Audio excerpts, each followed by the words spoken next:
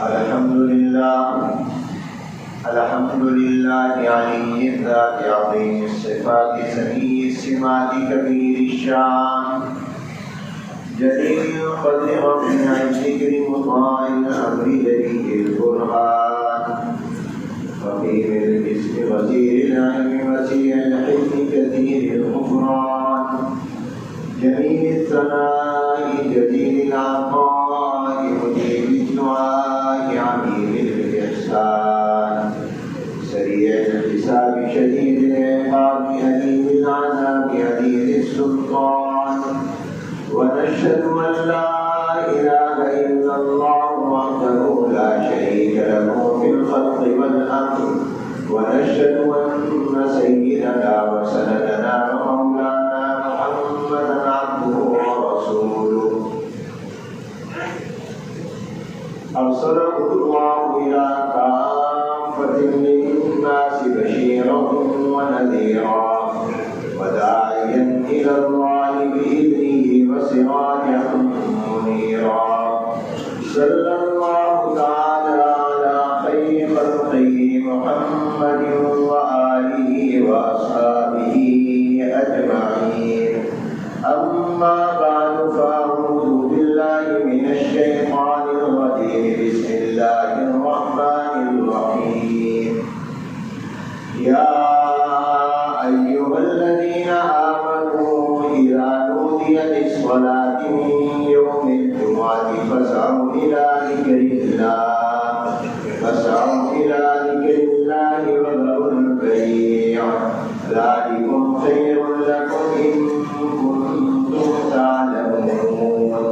فإذا قضيت الصلاة فانتشروا في الأرض وابتغوا من فضل الله واذكروا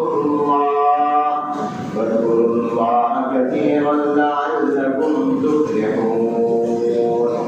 بارك الله لنا ولكم في القرآن العظيم ونفعنا وإياكم بالآيات والذكر الحكيم أستغفر الله لي ولكم ولسائر المسلمين فاستغفروه إنه هو الغفور الرحيم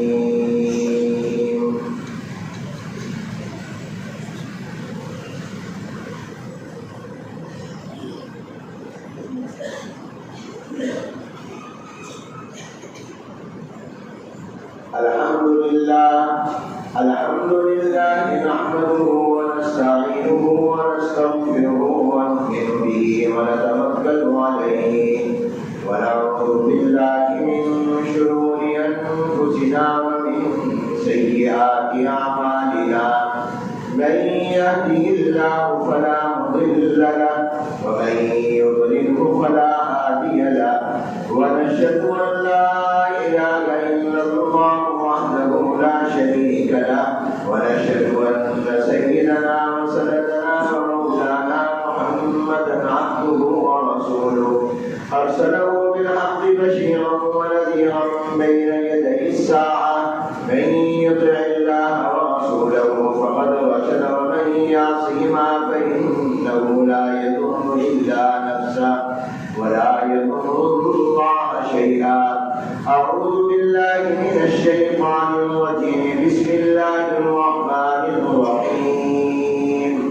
إن الله وملائكته يصلون على النبي يا